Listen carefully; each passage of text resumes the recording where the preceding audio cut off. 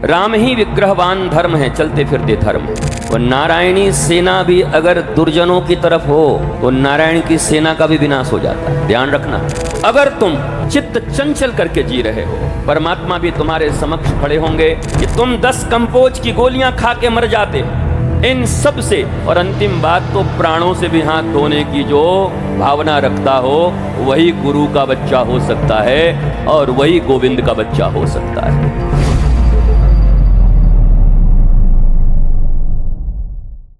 क्योंकि बीच का कोई रास्ता नहीं। भगवान श्री कृष्ण से महाभारत में पूछा गया कि प्रभु, जो लोग न दुर्योधन की तरफ हैं न अर्जुन की तरफ हैं, तो उनको आप किस रूप में देखते हो? भगवान कृष्ण ने कहा, उनको मैं धर्म के विरोधी के रूप में देखता हूं। धर्म के विरोधी का अर्थात श्री कृष्ण सीधा सीधा कह रहे हैं कि मैं उन्हें अपने विरोधी के रूप में देखता हूं। क्योंकि श्रीमद् वाल्मीकि रामायण में भगवान श्री राम कहते हैं, राम विग्रहवान धर्म। राम ही विग्रहवान धर्म है, चलते फिरते धर्म है। और धर्म कुछ अलग नहीं है। वर्तमान समय में ईश्वर का जब अवतार होता है तो फिर अलग से किसी धर्म को जानने की आवश्यकता नहीं होती। फिर वो चलते फिरते धर्म वही होते हैं। खाता न बही और वर्तमान अवतार जो कहे वही सही।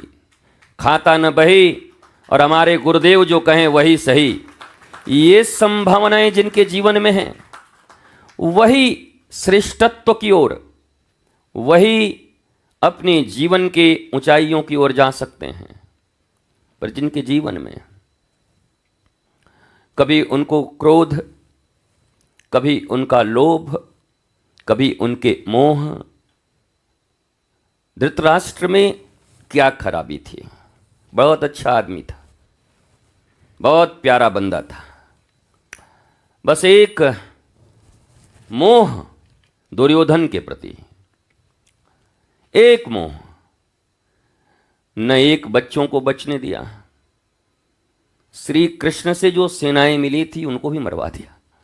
बताओ, श्री कृष्ण की नारायणी सेना थी। और नारायणी सेना भी अगर दुर्जनों की तरफ हो तो नारायण की सेना का भी विनाश हो जाता है। ध्यान रखना, ये बात सदा याद रखना। ये मत समझना मेरी तरफ तो नारायण की सेना है।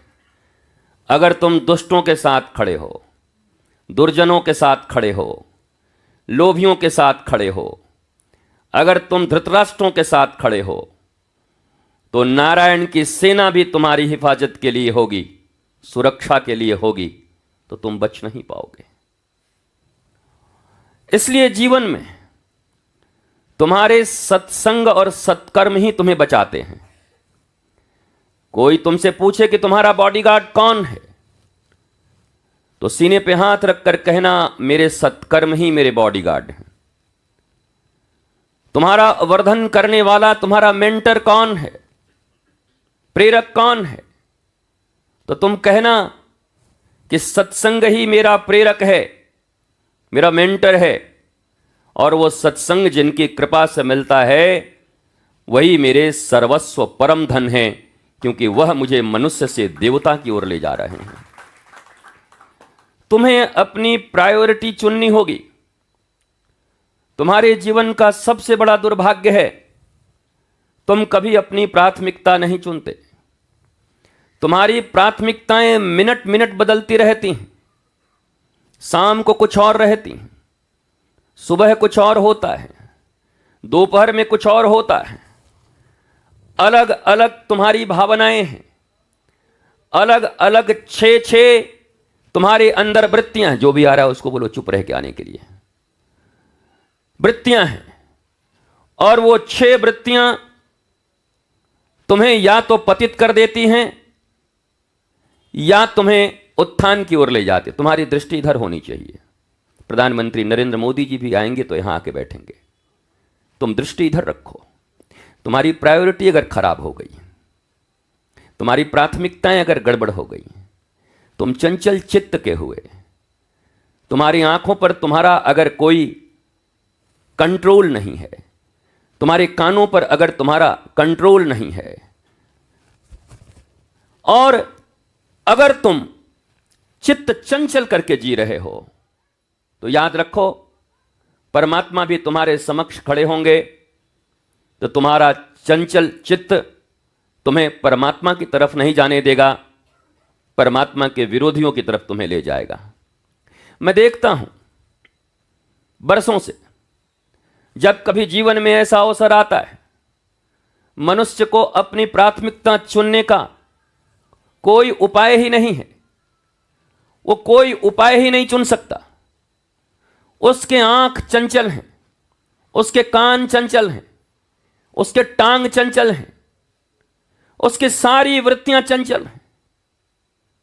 और जबकि सत्संग के श्रवण के समय परीक्षित को गुरुदेव सुखदेव ने कहा, जितासन आसन जीत।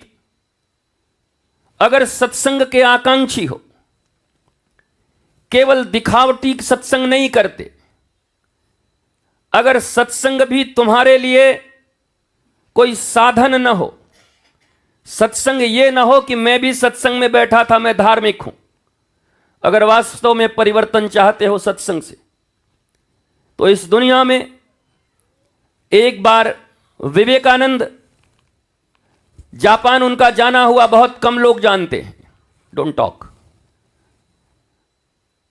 उसी समय सुनामी जैसी बड़ी भयंकर आंधी आ गई, कई लोग बैठकर उनके साथ योग कर रहे थे, भागे सब के सब, बोलो भागो भागो, बेसमेंट में भागो, बेसमेंट में भागो। घंटों बाद सारे घर द्वार उड़ गए, वृक्ष गिर गए, छत बिछत अवस्था हो गई। 1.5 घंटे के बाद जब सारे पुनः निकल के आए तो देखिए विवेकानंद जैसे के तैसे आंख बंद करके बैठे। बोला भैया पेड़ उखड़ गए, घर गिर गए, महात्मा तुम्हारा कुछ क्यों नहीं हुआ? विवेकानंद जी ने कहा, तुम बाहर विचरण कर रहे थे और मैं अंदर विचरण कर रहा था, तो बाहर की हवाएं, बाहर की आंधियां भीतर में स्थित और स्थिर मनुष्य का कुछ बिगाड़ नहीं सकती। वो क्या कारण है कि तुम 10 कंपोज की गोलियां खा के मर जाते हो? वो क्या कारण है कि तुम साइनाइड को यहां रखते ही समाप्त हो जाते हो? और वो क्या कारण है कि जिस वैद्य ने मीरा को जहर दिया बनाया, वो तो सूंघते ही मर गया, पर मीरा हलाहल विष पी के भी जिंदा रह गई। ये कौन सा कारण है? इस कारण का कोई ना कोई कारण तो होगा, कारण का भी कारण। ये कारण जानने का प्रयत्न क्यों नहीं करते? इसलिए मैं सदा कहता हूं, जहां रहो एकाग्र चित्त रहो।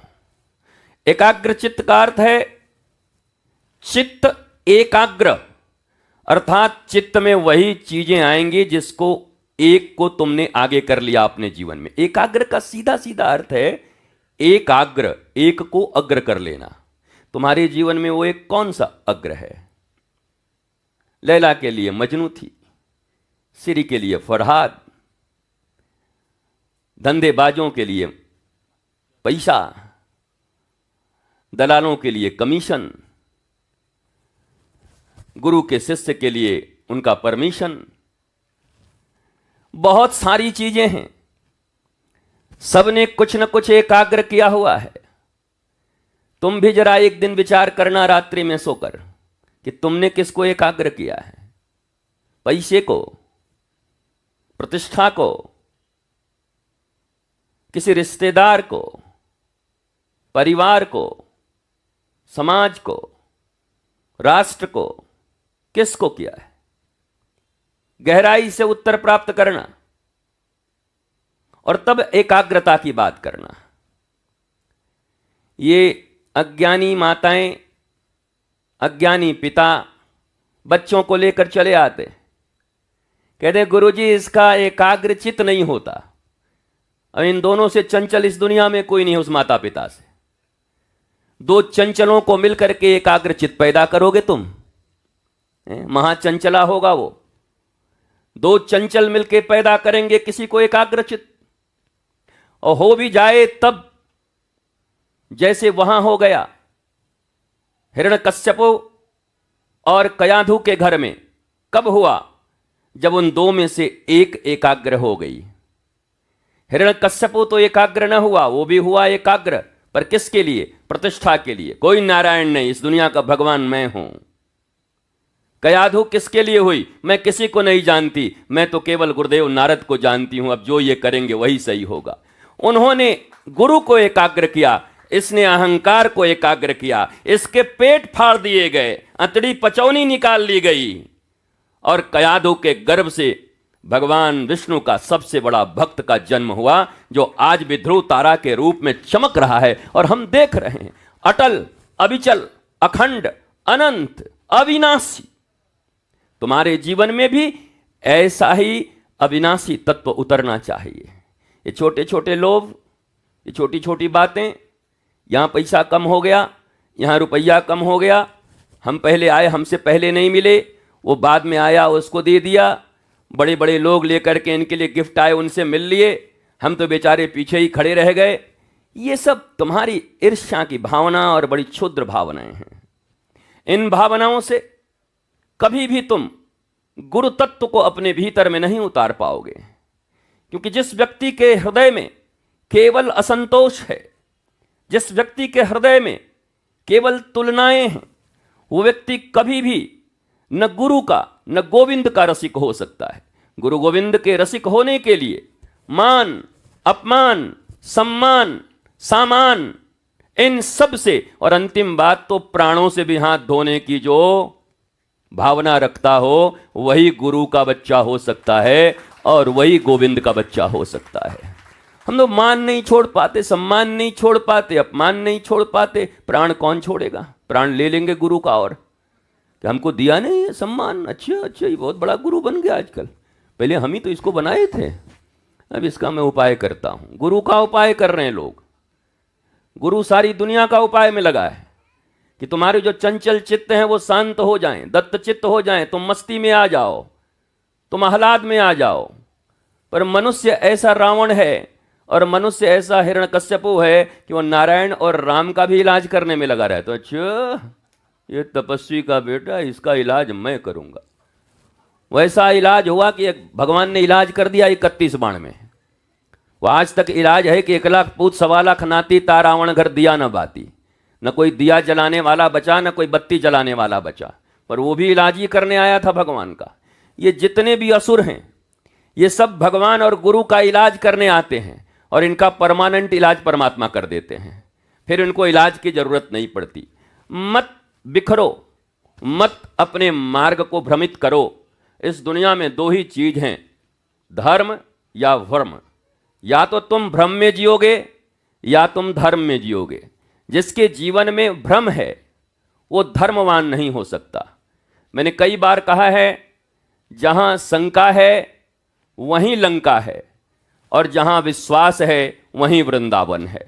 हम तो विश्वास के वृंदावन में रहते हैं, शंका लंका में नहीं रहते। मेरे प्यारे बच्चों, आज भगवान की बड़ी कृपा है, मेरे लिए भी प्रबोध दिवस जिसको कहते हैं, प्रबोध दिवस का अर्थ होता है कि मनुष्य को प्रबोध हो, मनुष्य को ज्ञान हो कि मेरे 1 वर्ष और चले गए हैं। लोग कहते हैं आज बड़ी प्रसन्नता का विषय है। मैं कहता हूं, अगर अज्ञानता में जिए तो आज से दुख का दिन सबसे बड़ा कुछ होगा नहीं। आज याद होगा कि 1 वर्ष मैंने यूं ही ऐसे ही गंवा दिए, बर्बाद कर दिया। किसी अच्छे व्यापारी ने अपने पुत्र को दिया 1 लाख रुपए के, बेटे इसको ठीक करके रखना, 5 लाख कर्ज करके वापस आ गया। तुम भी जरा सोचो। कबीर जैसे कहते हैं, चदरिया जस की तस धर दीन्ही, क्या तुम्हारे चादर वैसे ही जैसे लेके आए थे? परमात्मा ने जैसा निर्मल चादर तुम्हें दिया था वैसे ही चादर है तुम्हारे पास?